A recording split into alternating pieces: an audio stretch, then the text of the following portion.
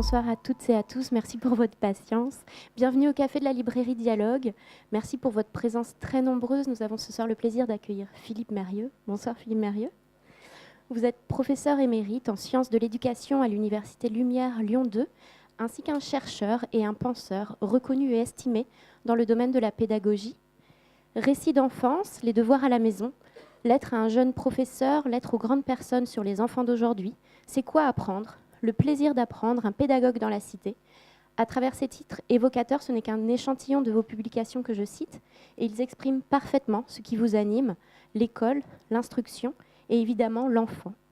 Aujourd'hui, vous publiez La Riposte aux éditions Autrement, et d'emblée, le titre et le sous-titre de votre livre annoncent son projet, En finir avec les miroirs aux alouettes. Pourriez-vous, en premier lieu et pour débuter cette rencontre, nous éclairer sur ce titre et nous confier le point de départ de ce livre ? Bonsoir, merci de m'accueillir. Pardon, j'ai perdu ma voix un petit peu tout à l'heure. Donc je vais essayer de vous faire honneur néanmoins. Oui, c'est un titre qui peut apparaître un peu vif. Il est lié au fait que depuis longtemps maintenant, je travaille sur les questions éducatives. Je travaille en découvrant chaque jour la complexité de ces questions et en même temps leur importance et les enjeux.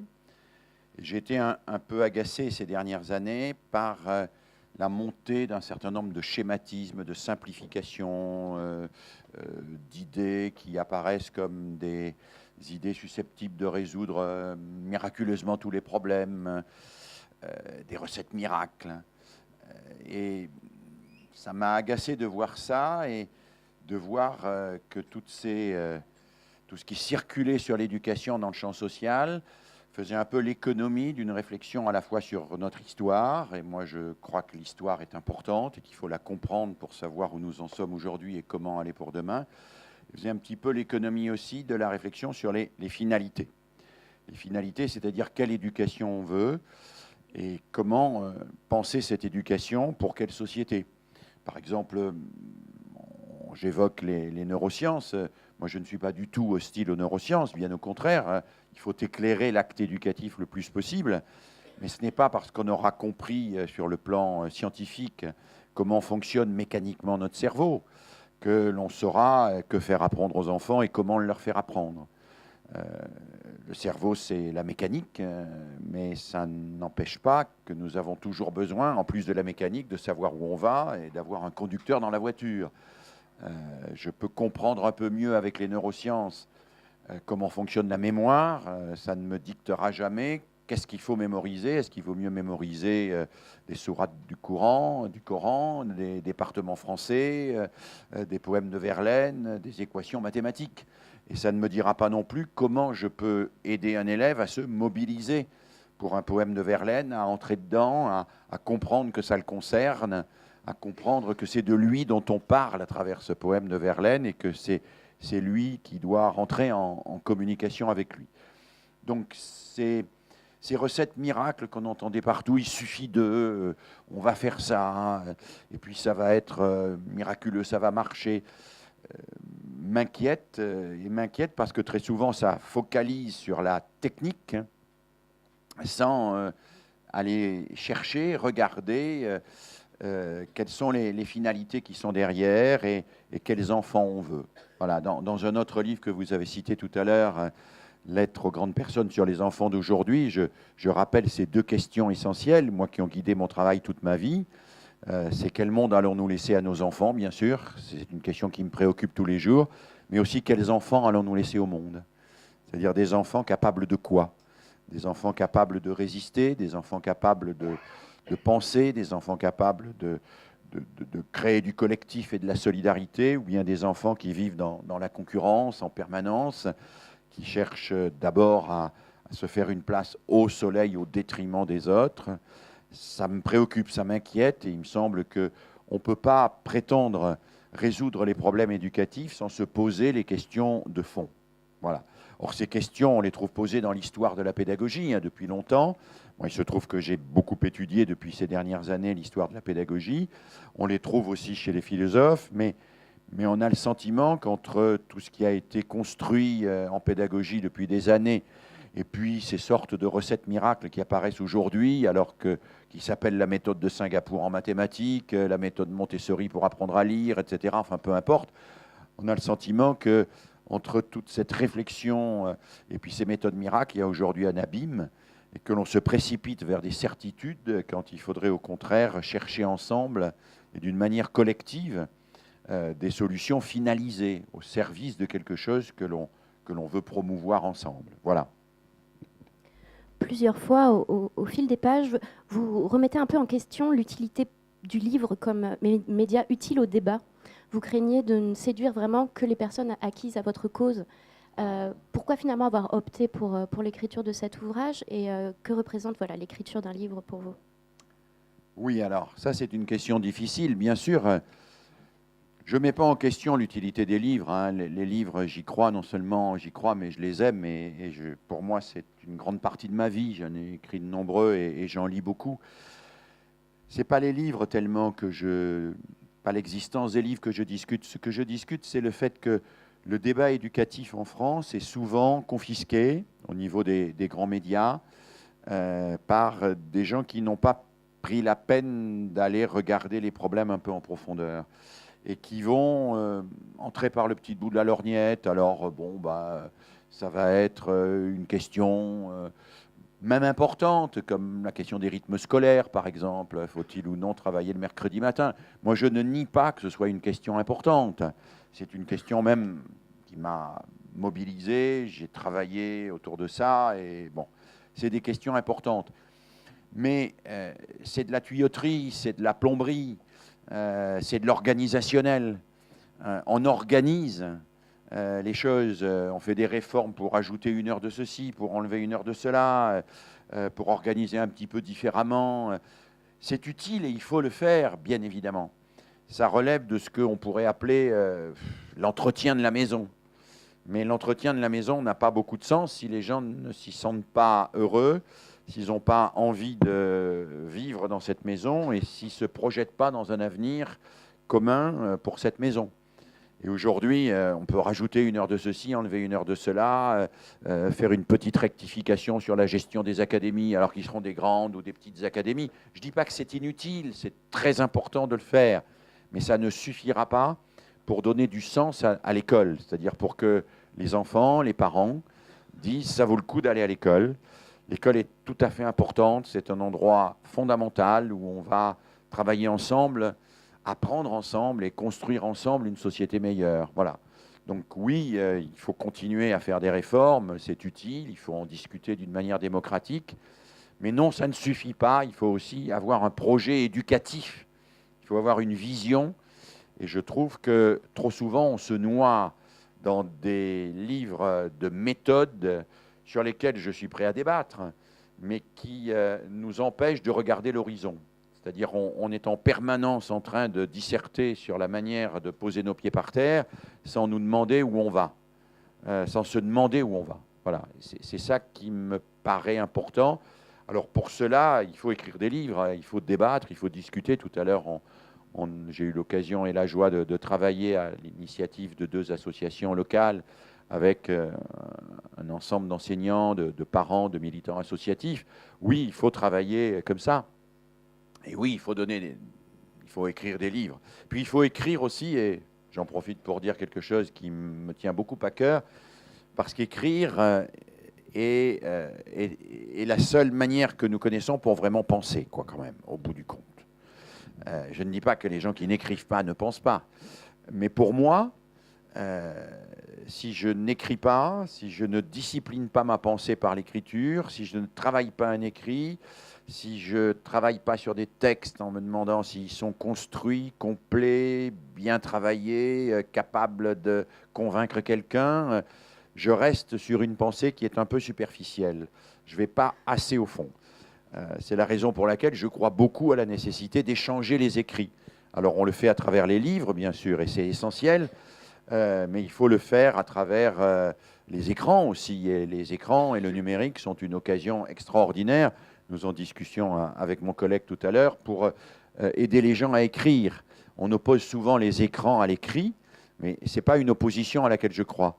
Je crois que les écrans bien utilisés peuvent inviter les gens à écrire et à partager leurs écrits, et à les partager d'une manière qui soit véritablement solidaire et coopérative. Et donc oui, il faut écrire, il faut que nous écrivions, il faut même réécrire des lettres, même si elles ne sont pas envoyées par la poste et distribuées par le facteur, il faut écrire. Moi, j'ai, pendant une période de ma vie, animé des universités populaires avec ATD Carmonde, avec des parents en très grande difficulté, qui me disaient toujours « j'arrive pas à parler à mes enfants ». Et la quasi-totalité de ces séances d'université populaire, je leur disais, puisque vous ne pouvez pas parler à vos enfants, écrivez-leur. Mais monsieur, on ne sait pas écrire, mais je vais vous aider. Mais on va écrire, on va chercher les mots qui permettent de dire des choses sans blesser, sans humilier. On va chercher les mots que les gens vont pouvoir lire, relire, et on va faire des lettres que vos enfants garderont et qui reliront quand ils seront grands. Et on va les faire ensemble. Eh bien, ça a toujours été une expérience formidable pour moi, ça, d'amener les gens à écrire et à retrouver l'importance de ce vecteur qu'est l'écrit à travers la lettre, à travers le livre, à travers l'écran, peu importe, pour faire de la communication humaine quelque chose d'un peu moins fugace. Et c'est d'autant plus important qu'aujourd'hui, quand on regarde ce qui se passe dans les classes et quand on regarde ce qui se passe dans les universités, moi j'ai été professeur d'université jusqu'à il y a très peu de temps, on s'aperçoit que beaucoup d'étudiants à l'université sont fâchés avec l'écrit. C'est-à-dire qu'ils vivent l'écrit comme une souffrance. Je leur demandais d'écrire. « Ah non, monsieur, surtout pas. On fait tout sauf écrire, et sauf faire des écrits qui peuvent être mis en commun. L'écrit, on le garde pour nous parce qu'il n'est pas nécessairement bien, pas bon, pas suffisamment précis, pas rigoureux. » Ben non, moi je crois que s'exposer à travers l'écrit est quelque chose d'essentiel. Et je crois en plus, et on va se livrer un peu de métaphysique, mais que l'écrit a été une conquête fabuleuse dans l'histoire des hommes, qu'on a d'abord écrit pour soulager sa mémoire. Hein. Les premiers écrits sont des listes, hein, sont des registres, hein, parce qu'on ne pouvait pas garder en mémoire toutes ces choses, alors on les a écrites, on a pris des notes. Ensuite, qu'on a écrit pour communiquer à distance. Ensuite, qu'on a écrit parce que ça permettait de préciser la pensée. Qu'on a écrit aussi parce que grâce à l'écriture, on pouvait aller au-delà de la fugacité de la communication orale. Et puis parce que finalement, écrire, c'est s'engager dans quelque chose qui est un peu au-delà de l'instant et donc d'une certaine manière un peu au-delà de la mort. Pas nécessairement de la mort physique, mais qui laisse une trace, et c'est une trace d'humain à humain, d'homme à homme, de femme à femme. C'est une trace à travers laquelle on peut partager des choses. On peut espérer que d'autres se reconnaissent et que d'autres se disent « mais oui, j'ai pensé ça ». Et je suis toujours très émerveillé et pas du tout fâché quand les gens me disent « j'ai lu votre livre, mais je savais déjà ce qu'il y avait dedans ». Et c'est bien parce que vous le dites et maintenant je le sais encore mieux parce que j'ai vu que vous l'avez dit. Et je dis oui, bien sûr, c'est ça. L'écrit, c'est le partage. Quand les gens lisent, ils disent « bon sang, mais c'est bien sûr, j'avais compris, mais je n'avais pas pu formuler ». Et là, lui, il a formulé. Flaubert a formulé des choses, Verlaine en a formulé d'autres, que nous ne formulerons jamais aussi bien, et nous sommes heureux de nous retrouver à travers la manière dont il le formule. Alors moi, je ne suis pas un écrivain, au sens, je suis plutôt un écrivain, comme disait Sartre, donc j'écris plutôt pour communiquer, mais je fais en sorte que cet écrit et cette trace qui permet d'entrer en communication avec les autres. C'est pour ça que je milite beaucoup, comme beaucoup de pédagogues, pour l'importance de l'écrit en classe. Hein. Un pédagogue comme Célestin Freinet, par exemple, n'a cessé de dire l'importance d'écrire en classe, d'écrire des lettres, d'écrire des journaux, d'écrire des histoires longues, etc. Et d'écrire, et de remettre en chantier les écrits. On les remet en chantier, on les retravaille, et on les retravaille pour qu'ils deviennent suffisamment épurés, suffisamment précis, suffisamment rigoureux pour qu'on puisse les offrir aussi à l'autre comme un cadeau. Et ça, je trouve ça formidable quand dans une classe, chacun peut travailler l'écrit et voir un écrit suffisamment exigeant pour pouvoir l'offrir à l'autre comme un cadeau. Donc pour moi, l'écriture n'est pas un acte vaniteux, ambitieux, c'est au contraire un acte très modeste de travail, de retravail, et qui amène, c'est un cadeau qu'on fait aux autres, d'un travail qu'on a fait pour eux. Voilà. Et j'aimerais que ce cadeau, on le fasse plus souvent, qu'on le fasse plus systématiquement, qu'on retrouve la valeur de cet écrit entre les générations, qu'on retrouve la valeur de cet écrit entre les personnes, et que l'écrit nous apaise aussi, nous apaise. Parce que je trouve que l'écrit est apaisant. Ce n'est pas le contraire de la parole, hein. Moi, j'ai beaucoup insisté dans ma vie sur l'importance de la prise de parole en classe et pour les élèves, mais j'ai toujours aussi beaucoup insisté sur le fait qu'on ne parlait jamais mieux que quand on avait préparé sa prise de parole par écrit, hein, et qu'il y avait une interaction entre l'écrit et l'oral en permanence et qu'il fallait travailler en permanence sur cette interaction. Donc, je suis attaché à l'écrit, mais j'aimerais que sur les questions éducatives, on soit moins dans l'anecdote, moins dans le petit reportage flash sur telle petite innovation que sur quels enfants on veut laisser au monde. Alors justement, les questions, les réflexions autour de l'éducation et de la pédagogie mènent souvent à des polémiques. On sent que voilà, ce sont des sujets sensibles. Selon vous, quelle distance faut-il prendre pour proposer une politique éducative éclairée? Finalement, qu'est-ce qui fait un bon pédagogue? Oui, c'est un sujet très sensible, l'éducation, parce que c'est un sujet qui est exactement au carrefour de nos préoccupations individuelles. Ça touche à nous, ça touche à nos enfants, qui sont ce que nous avons de plus précieux, et de nos préoccupations collectives, et que les unes et les autres ne sont pas nécessairement convergentes. Alors, toutes les enquêtes le montrent, hein. Les Français sont d'accord pour toute une série de projets éducatifs, mais souvent plutôt pour les enfants des autres. Par exemple, ils disent la mixité sociale, c'est très bien, mais je préfère que ce soit les autres qui l'expérimentent que moi. Bon. Ils disent oui, il faut des écoles exigeantes, ambitieuses. Bon, il ne faut pas trop que les parents interviennent, mais si moi, mon enfant, il n'est pas très bien en classe, je vais quand même aller protester auprès de l'enseignant pour essayer d'obtenir satisfaction et un traitement exceptionnel, hein. Puisque en France, l'enfant n'est pas simplement une personne. Chaque enfant est pour nous une exception, hein. Il fut un temps, les parents demandaient que leur enfant soit traité comme une personne. Ça, c'est bien, et il faut continuer à l'exiger. Mais aujourd'hui, très souvent, on a cette idée que les parents demandent que leur enfant soit traité pas seulement comme une personne, mais comme une exception. Et si c'est une exception au nom de quoi on peut transgresser les règles communes. Et s'il n'y a plus de règles communes, qu'est-ce que ça peut être une éducation collective, qui ne soit pas une juxtaposition d'éducation individuelle. Donc c'est ça qui est compliqué. C'est qu'il nous faut un projet éducatif. Alors ce projet éducatif, pendant de très nombreuses années, on n'a pas eu à en débattre. Parce que nous vivions dans des sociétés qui imposaient leurs projets et leurs projets éducatifs. Je le disais cet après-midi, dans l'Union soviétique de Staline, dans l'Iran de Khomeini, on ne débat pas d'éducation. Celui qui débat d'éducation, il est d'emblée mis au rebut ou au rencard, et lui-même, on va le rééduquer. Hein, comme aujourd'hui en Chine, on va l'envoyer dans un camp de rééducation. Parce qu'il n'y a qu'une éducation, c'est le dogme. Bon. Dans une démocratie, par définition, il n'y a pas de dogme éducatif qui viendrait d'en haut et qui s'imposerait à tous. Et donc, dès qu'on débat d'éducation, c'est à la fois plein d'affaires individuelles, mais aussi plein d'un projet collectif et de la difficulté pour articuler l'un et l'autre. Mes propres enfants sont en jeu, mais l'avenir de nous tous est en jeu.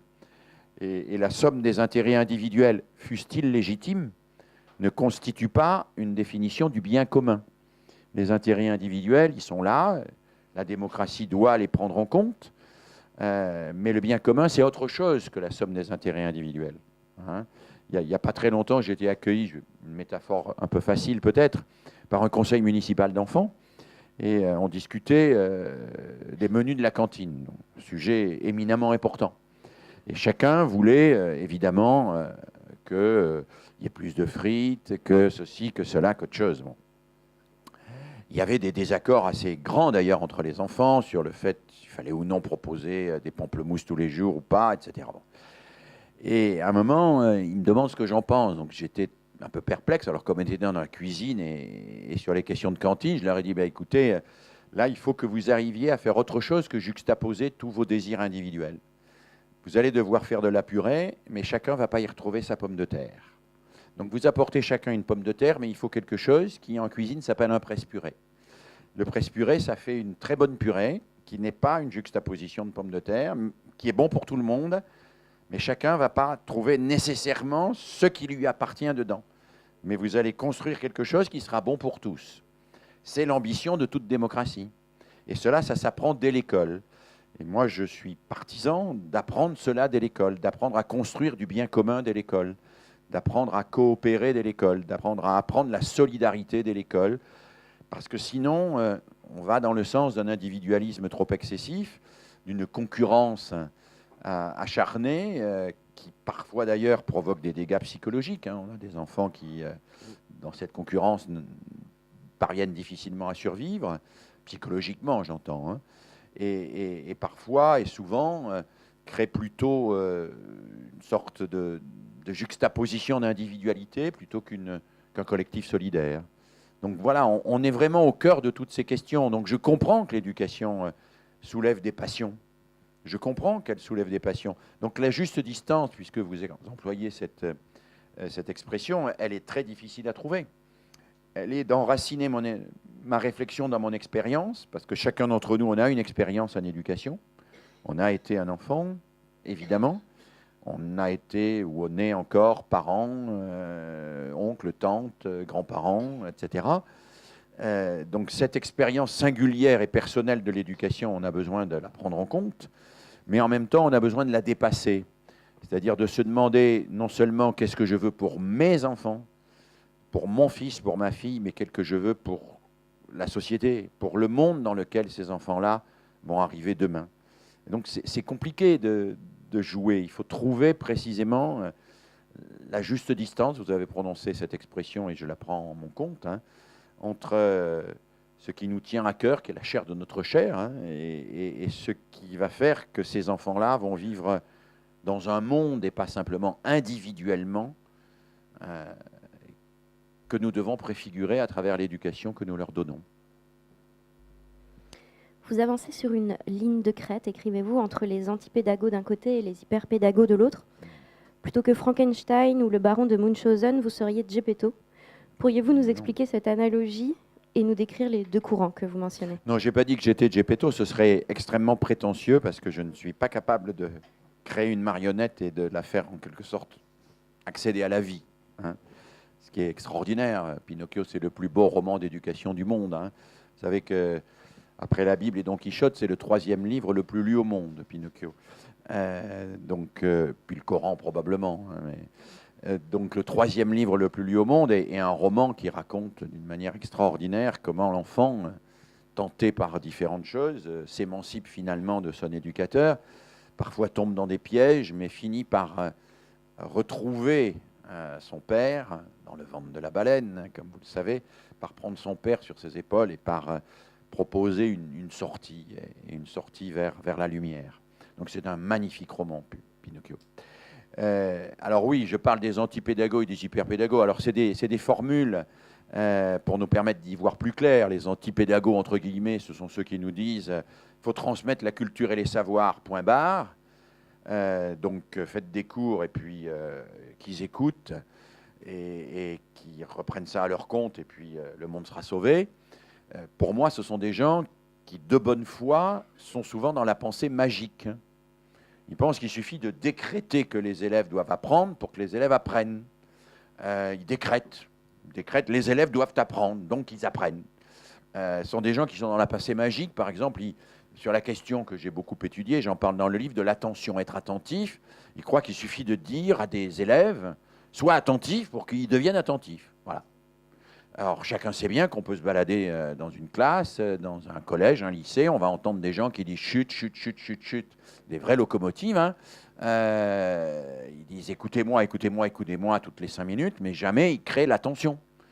Créer une structure attentionnelle, ce qu'on appelle un dispositif attentionnel, ça demande du travail avec des enfants qui sont habitués à la dispersion, qui ne sont pas toujours dans des cadres familiaux facilitateurs, etc. Donc dire il faut que les enfants soient attentifs, il faut qu'ils écoutent, il faut qu'ils apprennent, c'est de la pensée magique pour moi.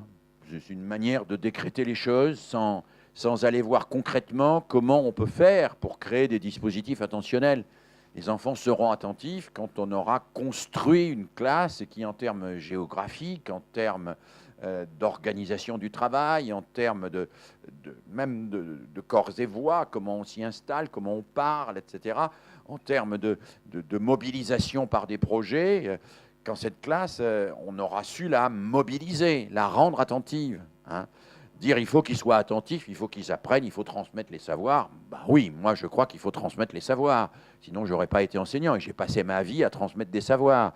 J'ai été instit, j'ai été prof de collège, j'ai expliqué le sujet dans la phrase à des générations d'enfants de collège et je pense qu'il faut l'expliquer.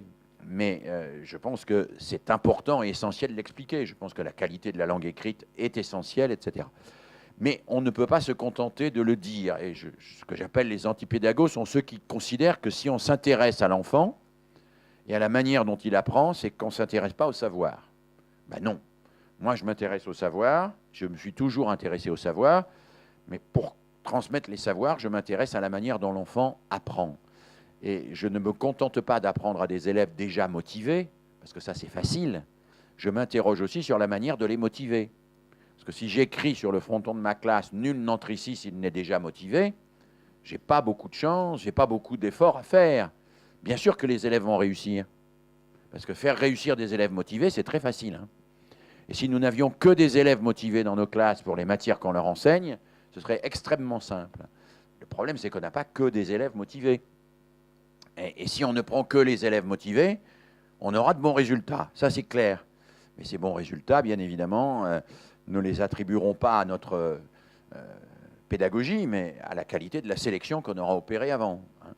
Alors ça, c'est pour ce que j'appelle les antipédagogues. Bon, moi, je crois que c'est des gens de bonne foi, mais c'est des gens qui pratiquent ce que j'appelle la preuve par soi. Puisque moi, j'y suis arrivé, il n'y a pas de raison que les autres n'y arrivent pas.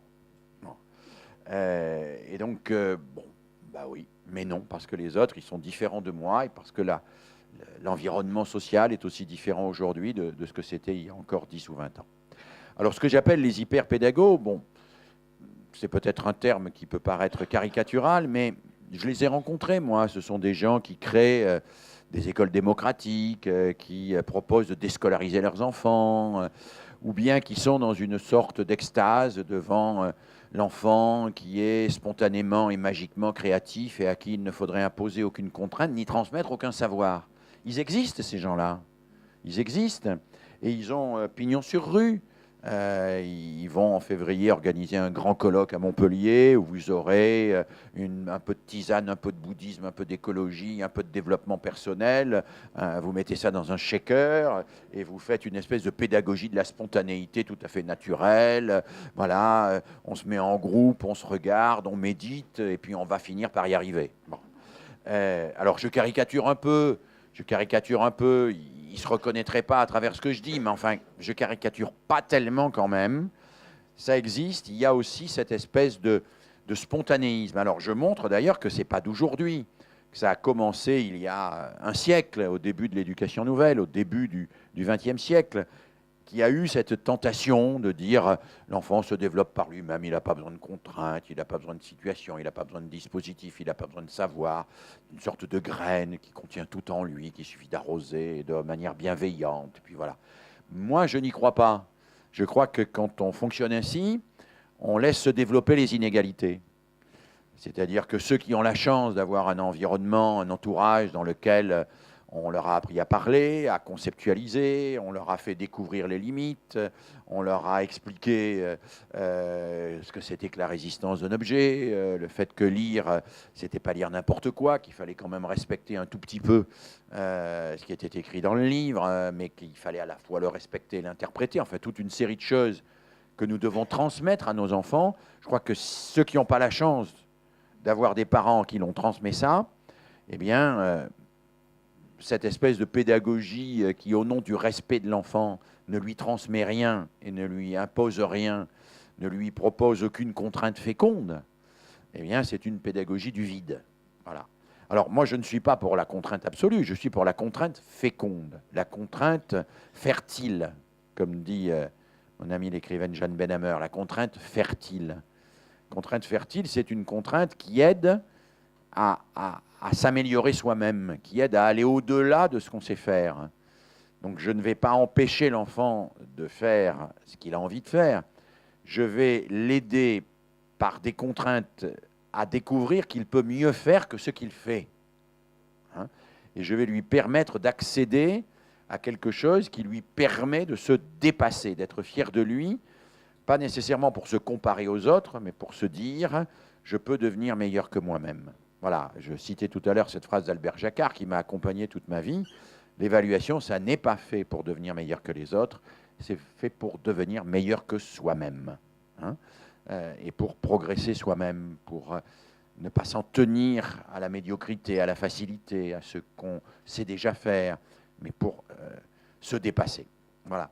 Eh bien, la pédagogie, pour moi, elle n'est ni dans la pensée magique, ni dans le spontanéisme absolu. Elle est ni dans le fait apprenez, apprenez, ni dans soyez bien et puis tout le reste adviendra de surcroît. Voilà.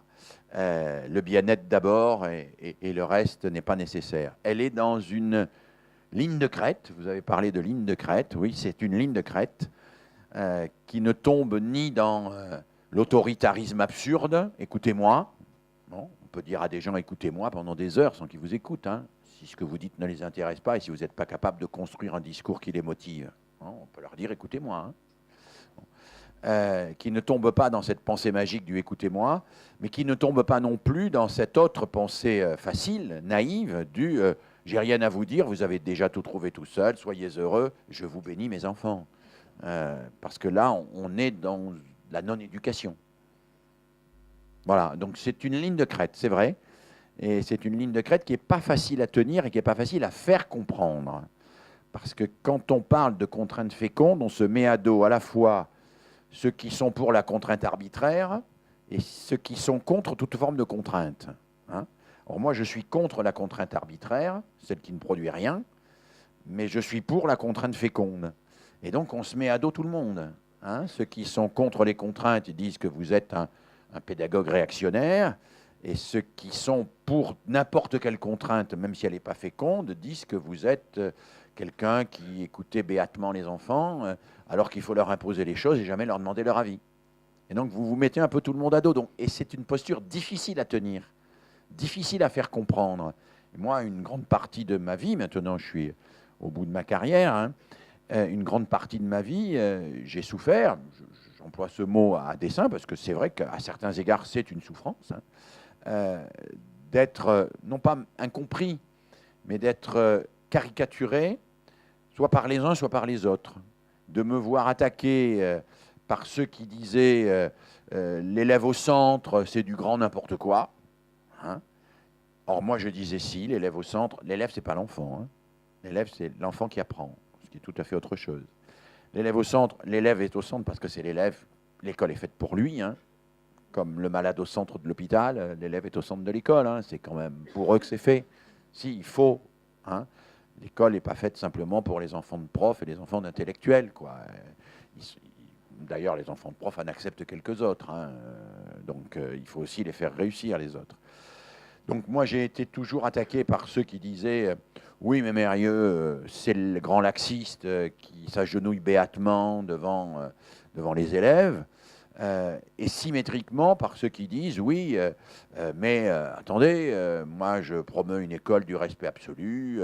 Mérieux, il veut faire étudier la théogonie d'Hésiode pour faire apprendre à lire à des enfants, parce que c'est vrai qu'à une époque, j'avais construit une méthode de lecture autour de l'Iliade et l'Odyssée. Bon, regardez, c'est scandaleux, il faut simplement partir de ce que ça veut dire les enfants, il ne faut pas leur imposer d'aller chercher des vieux trucs grecs, etc. Donc on se fait attaquer de tous les côtés. Donc c'est une ligne de crête, et quand on est sur la crête, comme je le dis dans le livre, eh ben, on peut tomber. Alors quand on est 2 ou 3, c'est bien, parce qu'il y en a un qui tombe de l'autre côté, on arrive à se rétablir. Et on se rétablit la plupart du temps, mais parfois on tombe. Alors peut-être j'ai pu tomber, mais j'ai essayé de rester sur la crête quand même. Souhaiteriez-vous intervenir ou partager? Oui. Oui. Merci. Je viens de jeter un coup d'œil au manifeste pour le plaisir d'apprendre. Oui. Qui n'est pas un livre que j'ai fait seul, c'est un livre que j'ai qui coordonné, est mais quelque part qui... des mélanges pour des fins de carrière, qui a ce côté mais le charme en plus. Dans le petit Nicolas, il y a ce mot de Goscinny, quand je serai grand, je m'achèterai une école rien que pour jouer dedans. Le plaisir, c'est important. Hein. Et quand je regarde le livre, je vois qu'une des dernières interventions, c'est celle de Daniel Hamlin, que j'ai connu comme prof de philo, prof de psychologie. Grand monsieur. Et il parle de mort.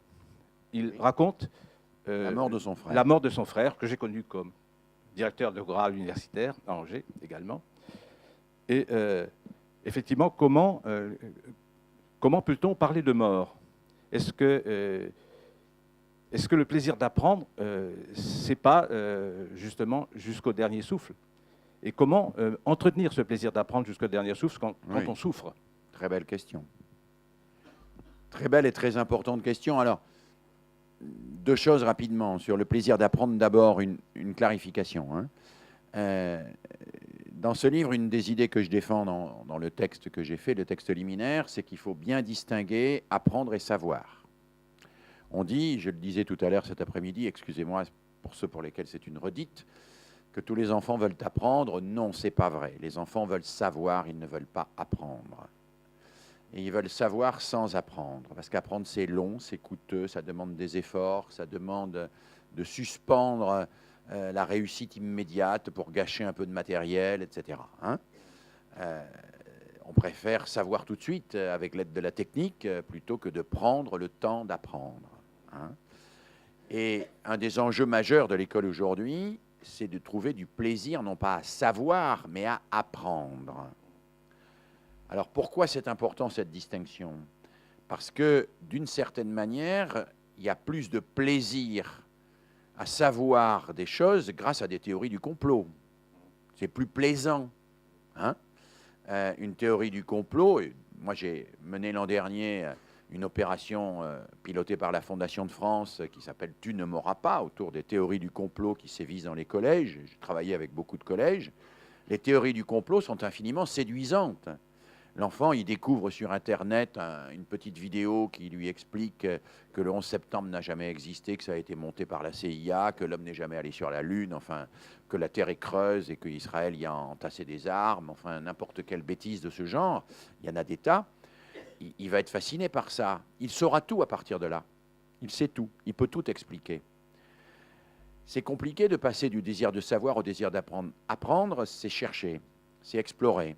C'est accepter de ne pas tout savoir, c'est continuer à se documenter, c'est se confronter avec les autres. C'est une démarche, ce n'est pas un résultat.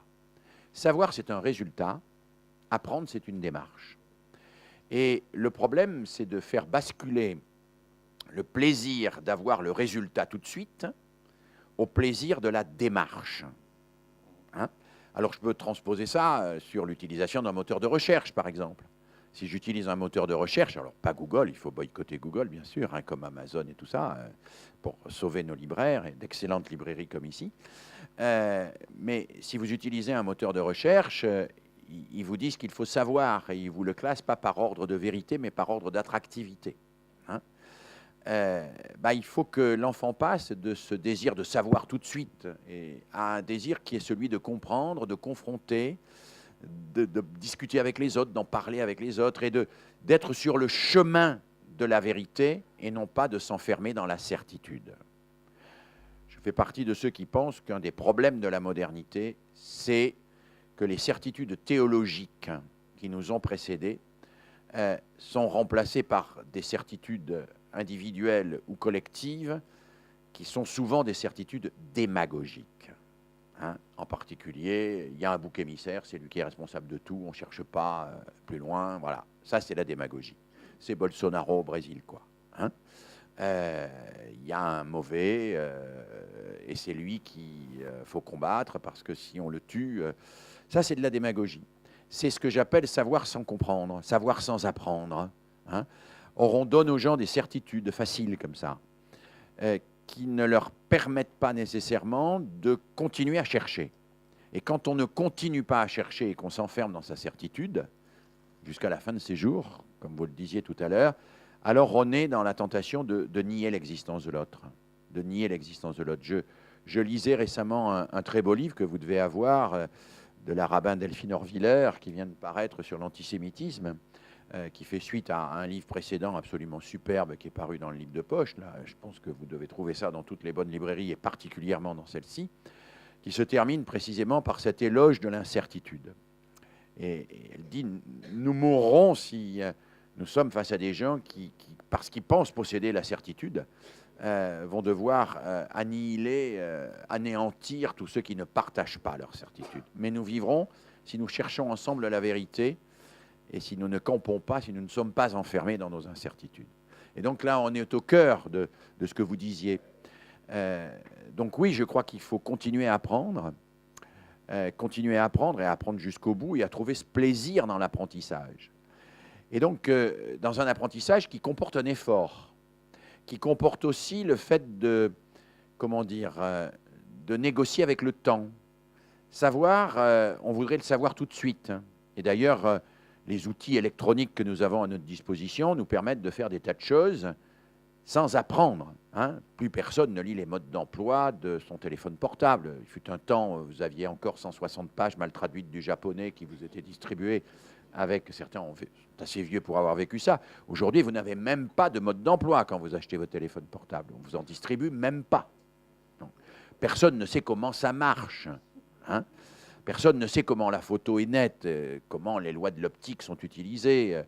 Je disais tout à l'heure, cet après-midi, moi, quand j'étais petit, que je voulais faire une photo nette, je calculais le rapport entre la profondeur de champ et le diaphragme. Je faisais de la trigonométrie quasiment. Aujourd'hui, vous n'avez pas besoin de faire ça, la machine le fait pour vous. Elle vous permet de savoir sans apprendre. Mais savoir sans apprendre réduit l'homme à l'humain. Je dis l'homme et la femme, l'humain, bien sûr. Réduit l'humain à utiliser le monde à son service, à l'instrumentaliser sans voir les enjeux de ce qu'il fait. Et je pense qu'apprendre, c'est refuser ces espèces d'instrumentalisation du monde, c'est chercher à comprendre, c'est ne jamais se satisfaire de ce qu'on sait. Et c'est ça qu'il faut transmettre aux enfants. Ne pas se satisfaire de ce que tu crois savoir. Alors, je ne dis rien d'extraordinaire, Socrate disait déjà ça, mais on ne parlait pas encore à l'époque, sans doute, de théorie du complot, on ne parlait pas de slogan démagogue, quoique la démagogie, dans les dialogues de Platon, est fortement identifiée et critiquée. Mais je crois qu'on est au cœur de quelque chose d'essentiel dans notre société aujourd'hui. Prendre le temps d'apprendre. C'est pour ça que je parle de l'école comme un espace de décélération. Dans la vie, on ne prend pas le temps d'apprendre, on ne prend pas le temps de lire, on ne prend pas le temps de se documenter, on ne prend pas le temps de confronter son point de vue avec les autres, on ne prend pas ce temps qui est le temps de l'intelligence, en réalité, qui est le temps de l'intelligence, qui est le temps de la pensée. Alain Badiou dit dans un de ses livres, Petite métaphysique, je crois, ou quelque chose comme ça, que la modernité exerce une telle pression sur la pensée que la pensée se dissout. On n'a plus le temps de penser, plus le temps de ressaisir la pensée. Et je crois que c'est une chose essentielle, et la ressaisir, comme le dit Daniel Hamlin, jusqu'au bout, y compris dans la mort, et c'est bien un des enjeux majeurs, est quelque chose d'essentiel. Mais ça veut dire qu'on prend très au sérieux dans l'éducation la capacité à transmettre la culture. La culture, c'est quoi? Pourquoi le Petit Poucet, il faut continuer à le raconter aux enfants? Pourquoi il faut lire Flaubert? Pourquoi il faut lire Dickens, etc. Parce que le Petit Poucet me parle de moi. L'enfant à l'école, à 5 ans, il a peur d'être abandonné par ses parents. Tous les psychiatres vous le disent. L'enfant a peur d'être abandonné par ses parents. Il a très peur. Il a peur que sa mère ne vienne pas le chercher, que son papa ne vienne pas le chercher. Alors la maîtresse pourrait lui dire, mais mon petit, t'as raison, ta maman ou ton papa peuvent t'oublier, t'es sûr qu'elle viendra te chercher ce soir? Bon, il peut accroître l'angoisse. Mais l'enseignant peut faire quelque chose de très beau, qui n'est pas ça du tout. Il peut partager avec cet enfant un récit, et un récit qui a atteint une forme de perfection dans son expression. Et ce récit donnera à l'enfant, et c'est un cadeau formidable qu'on lui fait, donnera à l'enfant la possibilité de se reconnaître sans être violé dans son intimité. C'est-à-dire qu'il va rencontrer quelque chose qui lui parle sans qu'on aille gratter sur son intimité d'une manière qui lui ferait mal. Et quand je lis Flaubert, ou quand je lis un romancier contemporain, n'importe qui, je me sens interpellé dans mon intimité, mais avec une forme telle que cette interpellation relie l'intime à l'universel. Pas un universel ambitieux, pas un universel plaqué, mais un universel qui est fait dans la capacité qu'ont les humains à se relier ensemble aux mêmes questions, et à la question de la mort en particulier. C'est pour ça que je suis si attaché à ce qu'on développe avec les enfants les discussions à visée philosophique, comme on le fait aujourd'hui, comme malheureusement ça a disparu des programmes. C'est pour ça que je suis si attaché à ce qu'on ne laisse pas les élèves de lycée professionnel, comme c'est le cas aujourd'hui, à l'écart de la philosophie. Pourquoi quelqu'un qui fait un bac professionnel n'aurait pas le droit de s'interroger sur la vie, l'amour, la mort? Mais c'est quoi ça? Parce qu'il prépare un métier, ça ne l'intéresse pas, ces questions-là? Il n'a pas le droit de s'intéresser à ces questions-là? Quand, en 98, j'ai fait ma grande enquête auprès des lycéens, qu'est-ce que j'ai découvert sur la philo? Que globalement, ceux à qui on en faisait, ça les embêtait, ils en avaient trop, mais ceux à qui on n'en faisait pas, ils en voulaient beaucoup. Hein? Et en particulier les lycéens de lycée professionnel. Bon, ben, c'est un enseignement à prendre quand même. Ça veut dire qu'il y a une demande de philosophie authentique, de réflexion, de réflexivité authentique chez les enfants. Si vous ne leur donnez pas de quoi réfléchir et de quoi se mettre sous la dent une culture un peu solide qui répond à leurs questions d'une manière ou d'une autre, ils iront chercher des réponses ailleurs. Parce que la nature a horreur du vide et parce qu'on ne détruit que ce que l'on remplace. Je n'ai cessé de dire cela. J'ai été mobilisé à plusieurs reprises dans les programmes de lutte contre la radicalisation, par exemple, par des gens qui me disaient « il faut détruire l'idéologie radicale ». Je dis « oui, mais bien sûr, mais on détruit que ce que l'on remplace. Vous la remplacez par quoi ?» Hein? Ce gars-là, ça a donné un sens à sa vie. Il faut lui en donner un autre maintenant, un sens à sa vie. Ce n'est pas en vous obstinant à détruire ce qu'il croit que vous le ferez changer d'avis. C'est en lui donnant d'autres possibilités de donner un sens à sa vie que le radicalisme. C'est ça qui va le faire sortir du radicalisme. Et je crois que là, nous sommes vraiment au cœur d'un enjeu majeur pour nous aujourd'hui, c'est de proposer ce cadeau-là à tous les enfants, de proposer ce cadeau de l'accès à la pensée. Alors, à travers les œuvres, je mets à ma main, ce n'est pas mon livre dont je parle, c'est évidemment les grands livres qui sont derrière, à travers les œuvres, l'accès à la pensée. On ne pense pas dans le vide. On pense à travers ceux qui ont pensé avant nous et avec ceux qui ont pensé avant nous et ceux qui pensent à côté de nous. Mais donner l'accès à la pensée, c'est la plus belle chose que nous puissions faire pour nos enfants et pour l'avenir de l'humanité. Alors évidemment, parfois, on préférerait qu'ils remplissent les QCM des évaluations plus vite pour être admis en médecine, et puis on s'en fout qu'ils pensent ou qu'ils ne pensent pas. Mais c'est là où il faut peut-être trouver la juste distance entre la réussite immédiate qu'on escompte et puis ce qu'on voudrait pour la réussite de tous. Merci. Je ne voudrais pas monopoliser le débat, mais... Surtout que je parle beaucoup, que vous avez remarqué que j'ai du mal à m'arrêter. Mais vous avez parlé effectivement du désir de savoir, je crois qu'on l'a.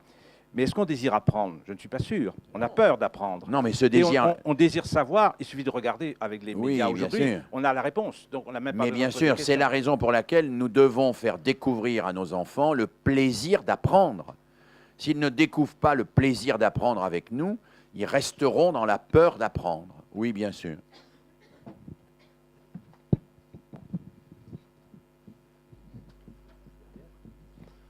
Oui, merci. Je voulais revenir justement sur ce concept de désir d'apprendre, sur les contraintes fertiles et fécondes. Le parcours scolaire, moi je le compare un peu à une sorte de gavage d'apprentissage, qui est un peu à contre-nature de la nature humaine, de l'enfant, de l'adolescent. Du coup, pour les enseignants, est-ce qu'on leur transmet, est-ce qu'on leur donne une boîte à outils remplie justement de contraintes fertiles et fécondes? C'est un vrai problème. Tout à l'heure, lors de la conférence à la faculté de droit, un futur enseignant est intervenu, et je regrette de ne pas avoir pu lui répondre autant que j'aurais souhaité le faire, est intervenu pour dire à quel point la formation qui lui était proposée ne répondait pas à ses espoirs, et il a même utilisé un terme très dur. Hein, il a parlé de boucherie, je crois, pour évoquer le concours de recrutement des enseignants et la manière dont ils y étaient préparés. Donc c'est un terme extrêmement violent. Je fais partie de ceux qui sont un peu inquiets aujourd'hui sur la formation des enseignants initiale et continue. Je suis inquiet, et je vais renouer là avec des choses que j'ai dites au début, je suis inquiet parce que, au lieu d'aider les gens à réfléchir et à penser, de leur permettre de s'approprier une culture pédagogique qui existe, on est plutôt dans du formatage. Et ce n'est pas, à mon avis, ce qui fera d'eux de bons professionnels. Des professionnels qui ont envie de travailler, qui ont envie de transmettre et qui cherchent comment le faire et qui chercheront jusqu'au bout à faire mieux. Voilà. Et puis la formation continue à laquelle je crois beaucoup. Je crois beaucoup, beaucoup, beaucoup à la formation continue. Elle est aujourd'hui très sinistrée, hein, en France. Je ne vais pas éventer un secret, mais quand Vincent Payon est arrivé au ministère de l'Éducation nationale, c'est un homme que je connaissais un peu, je l'ai rencontré, il m'a dit « je vais commencer par les rythmes scolaires ». Je lui ai dit « non, ne commencez pas par les rythmes scolaires. C'est important les rythmes scolaires, bien sûr il faut y travailler, bien sûr il faut avancer là-dessus. Mais au moins mener en parallèle le chantier de la formation continue des enseignants. Parce qu'aucune réforme, ni aucune avancée ne sera sérieuse si les enseignants ne se sentent pas épaulés, si on ne les accompagne pas, s'ils n'ont pas une formation tout au long de leur vie et tout au long de leur carrière, mais une formation responsabilisante, pas une formation infantilisante. Je pense qu'il a eu tort de mettre la charrue avant les bœufs, et que d'ailleurs il l'a payé de son poste. Et que nous savons ce qu'il en est advenu de la réforme des rythmes scolaires. Je ne sais pas qu'est-ce qui a été fait et décidé à Brest, donc je ne me permettrai pas de juger quoi que ce soit, mais nous savons bien aujourd'hui que 80% des élèves, c'est une réforme qui est arrivée puis qui est repartie. Et donc, c'est fugace, les réformes. La formation continue, c'est durable. C'est quelqu'un que j'estime beaucoup, Antoine Pro, le grand historien de l'éducation, qui cite souvent, formule de Rabelais, hein, l'éducation, c'est travailler des pierres vives. Et les pierres vives durent et transmettent elles-mêmes plus que les pierres mortes. Et donc, structurer, restructurer, c'est utile, il faut le faire. Former et accompagner les personnes dans la durée, c'est quelque chose qui est encore plus utile et qu'on ne fait, à mon avis, pas suffisamment. Voilà. Et en particulier, moi je milite beaucoup, mais vous direz, je prêche pour ma paroisse, hein, pour que l'histoire des grands pédagogues ne soit pas oubliée. Malheureusement, ce sont les mêmes qui souvent encensent notre patrimoine, mais qui oublient notre patrimoine pédagogique. Qui oublient Pestalozzi, Itard, Freinet, Makarenko, Houry, tous ces gens qui ont tracé des sentiers, et pour certains un peu plus que des sentiers, qui sont essentiels à emprunter aujourd'hui et à revisiter aujourd'hui, on les oublie. Et la formation est trop souvent l'application. Hein, je parle même, je suis assez dur dans mon livre là-dessus, je parle même de prolétarisation des enseignants. J'emploie le terme qu'utilise Marx. Vous savez que Marx n'a jamais dit que les ouvriers étaient des prolétaires. Hein. Il n'a jamais dit « ouvriers de tous les pays, unissez-vous ». Il a dit que les ouvriers avaient été prolétarisés. Quand on a introduit la machine-outil, qu'il a fallu acheter des machines chères et qu'il a fallu les rentabiliser, on a mis les ouvriers au 3-8 pour que les machines tournent toute la journée. 3 x 8, 24. Et Marx dit à ce moment-là, c'est plus la machine qui est au service de l'ouvrier, c'est l'ouvrier qui devient au service de la machine. L'intelligence même de l'ouvrier est vidée de sa substance, dit Marx. Il se met au service de la machine qui organise, qui pense pour lui. Alors, le bout de ça, c'est le taylorisme, etc., etc. Hein. Et mon inquiétude aujourd'hui, y compris à travers certains usages que l'on fait des neurosciences, c'est la prolétarisation des enseignants. C'est-à-dire qu'en réalité, au lieu de former des sujets capables de réfléchir, d'inventer toute leur carrière des méthodes nouvelles d'une manière hardie, originale, mais lucide en même temps, on forme des bons petits exécutants qui prépareront les élèves à passer les tests et qui permettront de montrer qu'on progresse dans PISA. Mais on sait progresser dans PISA. En Corée du Sud, ils progressent dans PISA. À Taïwan, à Shanghai, ils progressent dans PISA. Il suffit de faire des tests PISA à partir de 5 ans aux enfants. Quand ils ont 15 ans, ils réussissent au test PISA. On sait faire ça. On sait faire. Mais on sait aussi que la société de la Corée du Sud, de Taïwan, de Shanghai n'est pas nécessairement la société que nous voulons. Ce n'est pas la société idéale. Donc, est-ce que nous voulons entraîner nos enfants à devenir des singes savants pour remplir des cases et cocher des cases dans des comparaisons internationales, ou est-ce que nous voulons vraiment une éducation pour faire face aux problèmes d'aujourd'hui et de demain? Oui. Bonsoir. Moi, j'aurais une question en fait. Du coup, je fais partie d'une association qui s'appelle Critéthique. Donc, notre but, c'est d'enseigner l'esprit critique à des populations de collégiens et de lycéens. Donc, on travaille surtout, en fait, on leur apporte des outils qui est le sens critique pour pouvoir après traiter les différentes informations. Et donc, j'ai trouvé, au travers des élèves avec qui j'interagissais, qu'on avait une certaine... Ils étaient heureux, en fait, d'apprendre à apprendre, et non pas d'apprendre à savoir, comme vous pouvez le dire, de parvenir eux-mêmes à un savoir au travers d'un raisonnement. Bon, ça c'est pour du coup la mise en contexte. Ma question est la suivante. J'ai parfois affaire à des parents qui ont l'impression que les connaissances que j'apporte à leurs enfants, en fait, ils ont l'impression d'avoir une dépossession de leur enfant parce que leur enfant va leur mettre beaucoup de choses en question au travers de cet apprentissage qu'on leur apporte, notamment l'argument d'autorité, ce genre de choses. Qu'est-ce que vous en pensez? Comment est-ce que je peux réagir? Moi, est-ce que je dois faire de l'éducation parentale en plus? Comment faire? Non, je pense que vous pourriez expliquer aux parents qu'il y a une différence entre l'esprit critique et l'esprit de critique. Hein? L'esprit de critique, c'est le fait de vouloir critiquer systématiquement tout et n'importe quoi et de dire systématiquement le contraire. L'esprit critique, c'est la vigilance sur un certain nombre de choses. La vigilance sur l'information, la vigilance sur les fake news, la vigilance sur tout ce qui peut nous arriver par ailleurs. Et donc cet esprit critique-là, il est au service de la véritable autorité. Il ne détruit pas l'autorité. Il est au service de la véritable autorité. Et il est contre toutes les formes d'imposture, d'emprise, de dictature sur les esprits, de conformisme systématique, oui. Mais il est au service de la véritable autorité. L'autorité, moi je ne suis pas du tout contre l'autorité, moi je suis très pour l'autorité. Hein. L'autorité, c'est ce qui autorise, étymologiquement. L'autorité, c'est ce que donne la responsabilité. Voilà. Moi j'ai vu une classe, j'en parle dans le livre, classe de maternelle l'an dernier, où il y a une petite fille qui est venue me voir à mon arrivée dans la classe en me disant « Moi, monsieur, j'ai autorité sur le bocal à poisson rouge. Parce que je suis responsable du bocal à poisson rouge. Et même s'il y a des grands, même s'ils sont grands, même s'ils crient plus fort, moi, j'ai l'autorité pour leur dire qu'il ne faut pas mettre des saletés dans le bocal à poisson rouge. » Mais cette petite fille a tout compris.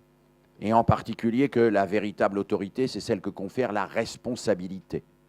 Il n'y a pas d'autorité autre dans une société démocratique et qui se veut émancipée que celle que confère la responsabilité. Je suis responsable du bocal à poisson rouge, donc j'ai autorité sur le bocal à poisson rouge.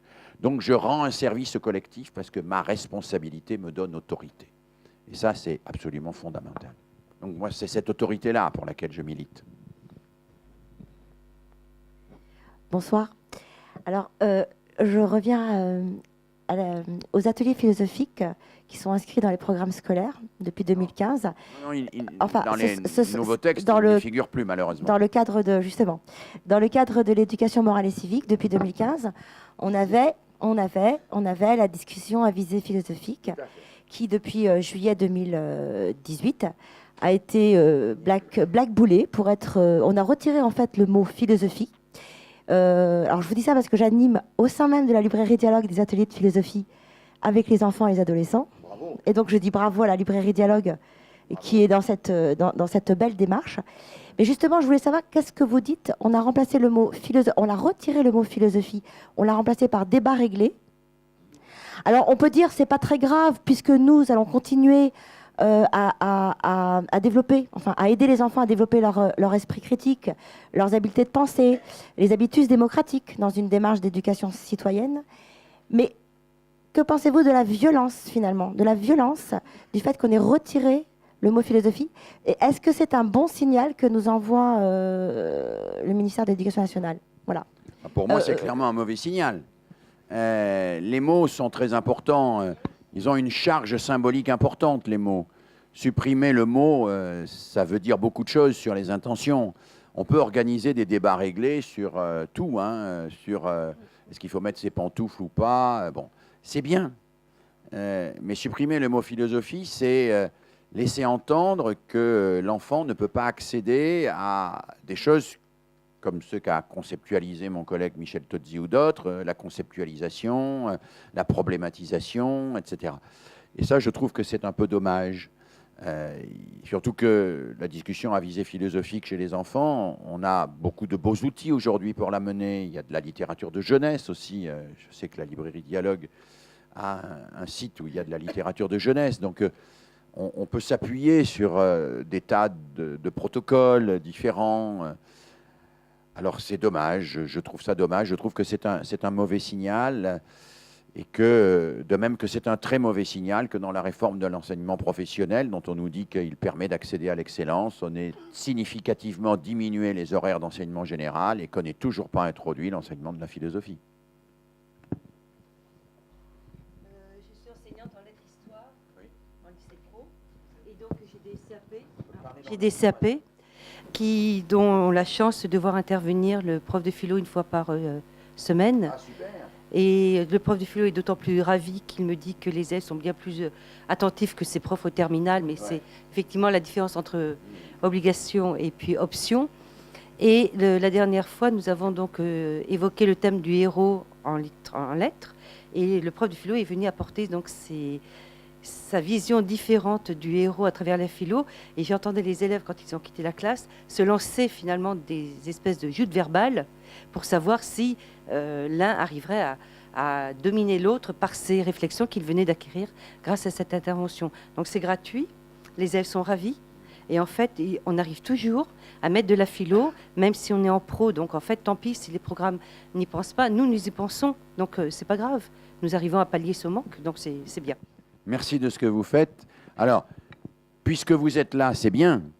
Le problème, c'est que quand il n'y a pas des gens comme vous, un peu volontaristes et qui se battent pour que ces choses-là soient mises en place, il n'y a pas d'impulsion, eh bien, malheureusement, il ne se passe pas ce que vous décrivez.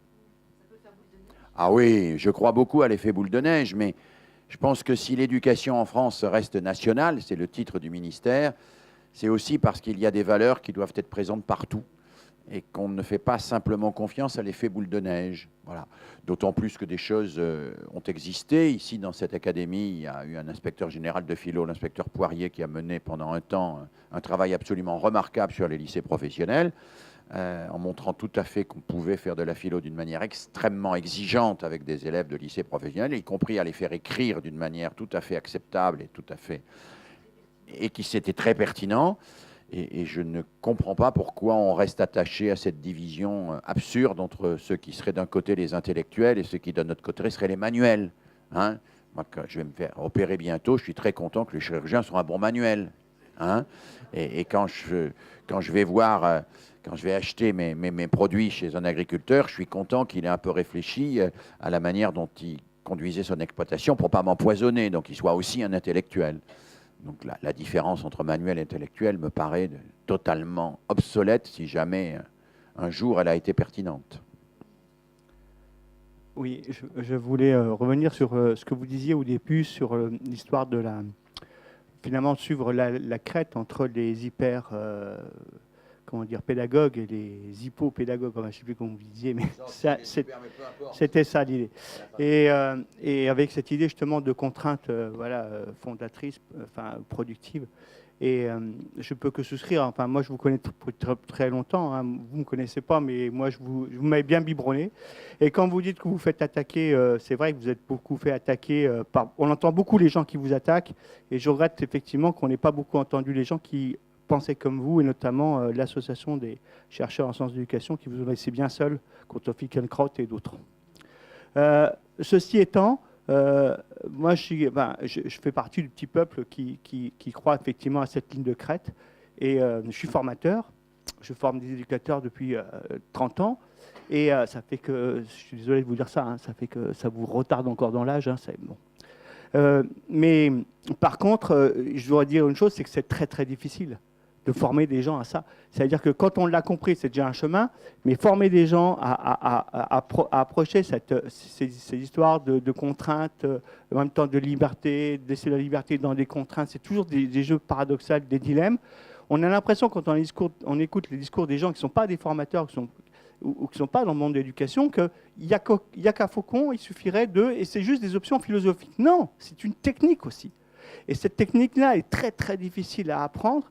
Et je crois que c'est bien que vous le disiez, qu'effectivement que c'est une difficulté et que ce n'est pas uniquement un choix, voilà, on est pour ou contre la pédagogie. Oui, ça, c'est bon pour effectivement les Finkielkraut ou autres journalistes, mais quand on est dans le boulot, c'est super difficile et c'est encore plus difficile de former les autres.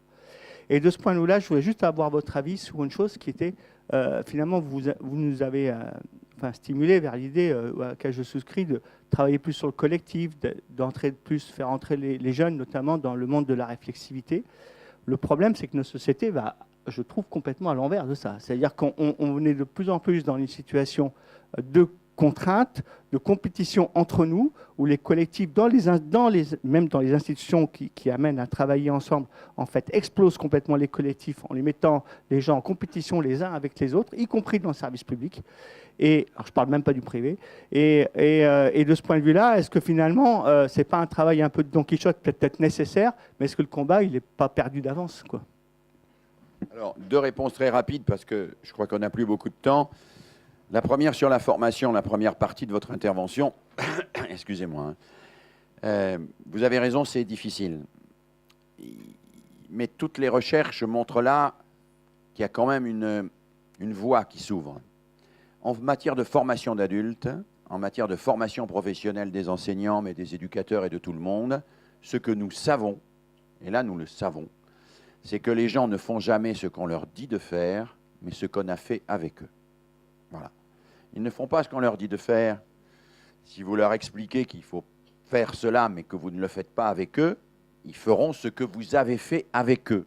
Parce que c'est ça qu'ils considèrent comme légitime. Si en revanche, vous faites avec eux ce que vous leur proposez de faire, alors ils le feront. Par exemple, si vous demandez aux gens en formation de pratiquer l'entraide et la coopération, mais que vous ne la pratiquez pas vous-même avec eux, ils ne mettront pas en application ce que vous leur avez dit. Donc ça, nous le savons tous, et c'est un des enjeux fondamentaux, c'est ce que nous appelons le principe d'isomorphisme, hein, entre ce que l'on cherche à ce que les gens fassent et ce que l'on fait avec eux. C'est un problème de cohérence aussi.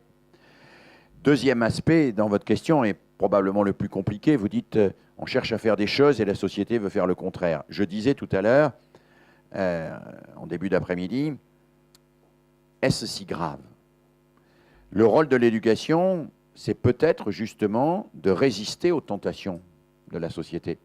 Je citais un collègue, un spécialiste des médias et un philosophe américain, qui s'appelle Neil Postman, qui a écrit un livre qui s'appelle « Enseigner, c'est résister ».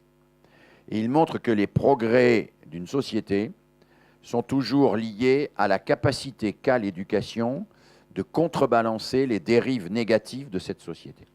C'est-à-dire que quand une société dérive vers l'individualisme, le rôle de l'éducation, c'est d'insister sur le collectif. Quand une société dérive sur le pulsionnel, le rôle d'une éducation, c'est d'insister sur la pensée. C'est ce qu'a fait Jules Ferry. Quand Jules Ferry propose la laïcité, ne croyez pas que la société tout entière était laïque. La société tout entière était religieuse, massivement religieuse. Elle était même dans la superstition.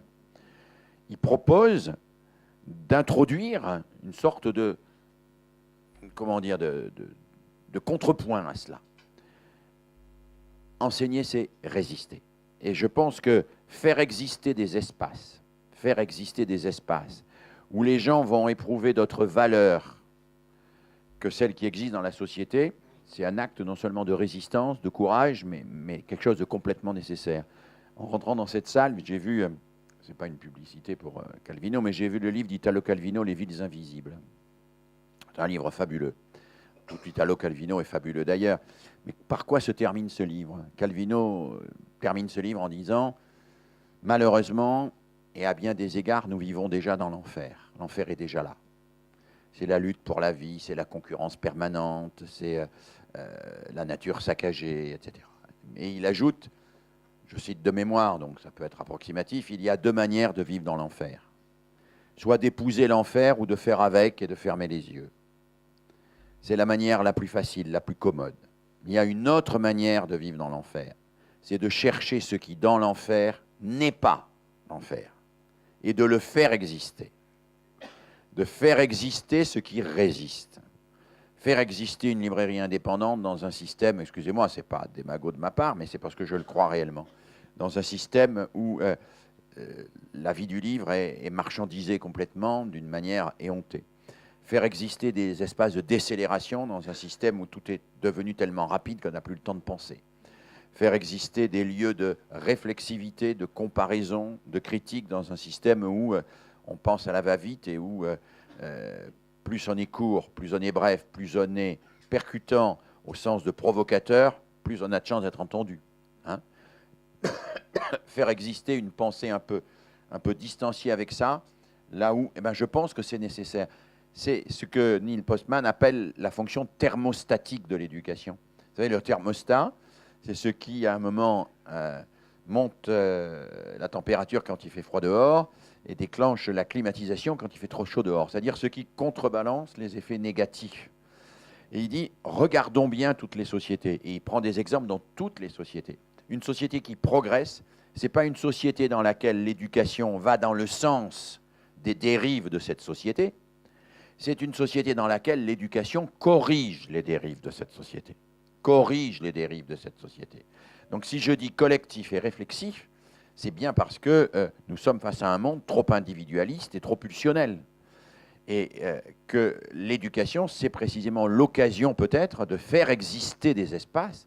Alors, pas elles seules, hein, les librairies en sont, les débats philosophiques en sont, les lieux culturels en sont, les coopératives en sont, les échanges numériques coopératifs que font nos collègues, ça en est, mais c'est faire exister des lieux, faire exister dans l'enfer ce qui n'est pas l'enfer, dit Calvino.